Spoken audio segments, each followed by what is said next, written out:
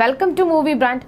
Mimicry വേദികളിൽ എന്നും മലയാളികൾക്ക് മറക്കാനാവാത്ത ചിരി സമ്മാനിച്ച കലാകാരനാണ് കൊല്ലം സുധി. സുധിയുടെ അകാല മരണം ഏൽപ്പിച്ച ആഘാതം സഹപ്രവർത്തകർക്കും കുടുംബത്തിനും താങ്ങാവുന്നതിലും അപ്പുറമായിരുന്നു.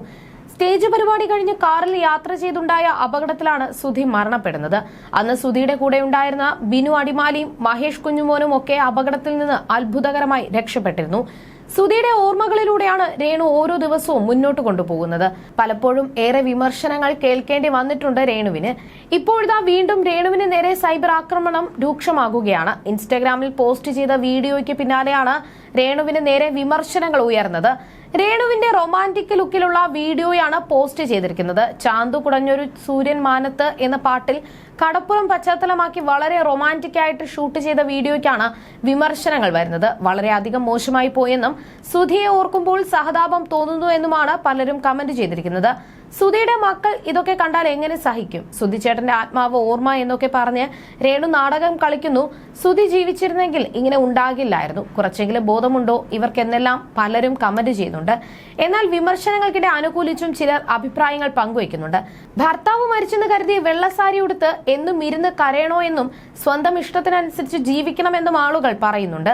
അഭിനയിക്കാൻ കൂടുതൽ അവസരങ്ങൾ ലഭിക്കട്ടെ, വിമർശിക്കുന്നവരെ ശ്രദ്ധിക്കരുത്, സന്തോഷത്തോടെ മുന്നോട്ടു പോകൂ എന്നും പലരും കമന്റ് ചെയ്യുന്നുണ്ട്. നേരത്തെ സോഷ്യൽ മീഡിയയിൽ തനിക്കെതിരെ നടക്കുന്ന കമന്റുകളോട് പ്രതികരിച്ച് രേണു രംഗത്തെത്തിയിരുന്നു. താൻ ഒരു തെറ്റും ചെയ്തിട്ടില്ല എന്നിട്ടും തന്നെ കുറ്റം പറയുകയാണ്. ഒന്നിനും ഞാൻ ഇല്ല, എന്ത് തെറ്റാണ് ചെയ്യുന്നത് എന്ന് എനിക്കറിയില്ല. ഞാൻ വിധവയാണെന്ന് പറഞ്ഞ് എനിക്കൊന്നും ചെയ്യാൻ പറ്റില്ലേ? എല്ലാം കുറ്റമാണ്. കേട്ട് മടുത്തു.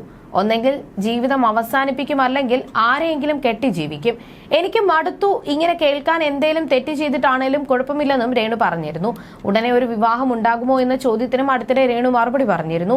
ഇന്ന് ഈ നിമിഷം വരെ അങ്ങനെ ഒരു കാര്യം ഇല്ലെന്നും രേണു പറഞ്ഞിരുന്നു. അങ്ങനെ ഒരു തീരുമാനം ഇന്നേ വരെ ഇല്ല.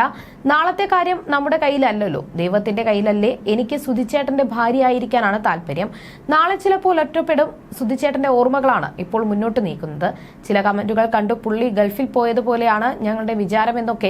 ഇപ്പോഴും സുധിച്ചേട്ടൻ മരിച്ചിട്ടില്ല എന്നാണ് ഞാൻ വിശ്വസിക്കുന്നത്. കിച്ചു തന്നെ എന്റെ അടുത്ത് പറഞ്ഞിട്ടുണ്ട്, അമ്മ ഒറ്റപ്പെട്ടു എന്ന് തോന്നരുത്, അമ്മയ്ക്ക് ഇഷ്ടമുണ്ടെങ്കിൽ കല്യാണം കഴിക്കുക, എന്നെ ഓർത്ത് ഋതപ്പനെ ഓർത്തോ അമ്മയുടെ ജീവിതം കളയരുതെന്ന്. കിച്ചുവിനോട് എല്ലാ കാര്യങ്ങളും ഷെയർ ചെയ്യാറില്ല. ഞങ്ങളെ രണ്ടാളെയും ബാധിക്കുന്ന കാര്യങ്ങൾ സംസാരിക്കാറുണ്ട്. ഫോട്ടോഷൂട്ട് കഴിഞ്ഞപ്പോൾ അവനോട് പറഞ്ഞിരുന്നുവെന്നും അവധിക്ക് അവൻ വരാറുണ്ടെന്നും രേണു പറഞ്ഞിരുന്നു.